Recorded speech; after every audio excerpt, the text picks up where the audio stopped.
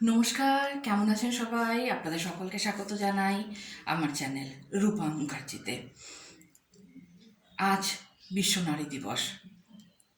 পৃথিবী জুড়ে অনেক হইহল্লা করে এই দিন পালিত হয়, কিন্তু বাকি দিনগুলোতেও যে নারীর সম্মানের দরকার, সমানাধিকারের দরকার, নারীর যে সম্মানের সঙ্গে বেঁচে থাকাটা দরকার, সেটা বাকিরা ভুলে যান, যেটা একেবারেই অনাকাঙ্ক্ষিত। কেন এরকম হবে?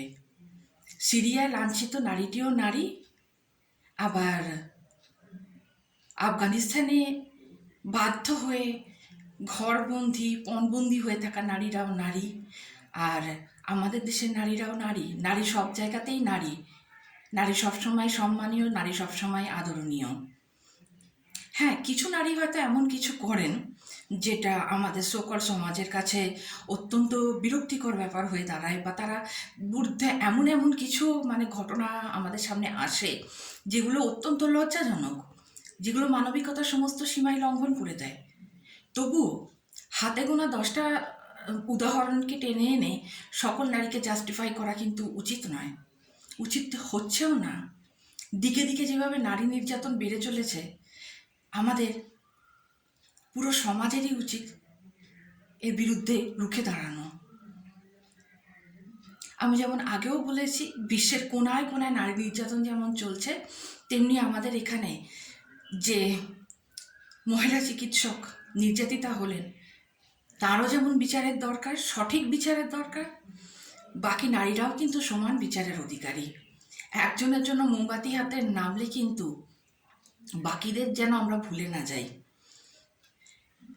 না যাই যে নারী সন্তানের জন্ম দিতে অক্ষম, তাকে যেন বাঁচা মেয়ে ছেলে বা এই ধরনের শব্দ প্রয়োগ না করা হয়, না তার উপস্থিতিতে না তার অনুপস্থিতিতে। এবং এই ধরনের কথাবার্তা বিশেষত বলেই থাকেন মহিলারা বেশি করে।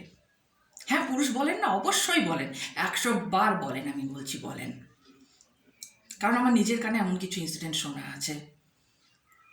বাড়িতে আপনার ঘরে যে মেয়েটি পিরিয়ডের যন্ত্রণায় ছটফট করছে, সে জানেই না যে তারও সামান্য একটু চিকিৎসা প্রাপ্য আছে, সে যখন বলতে চায় তাকে বকা ধমকানো হয়। হ্যাঁ, এই 2025 সালে দাঁড়িয়েও হয়, সে 1995 সাল হোক কি 2025 সাল হোক, নারী নির্যাতন বিভিন্ন রূপে বিভিন্নভাবে আমাদের সামনে চলে আসছে।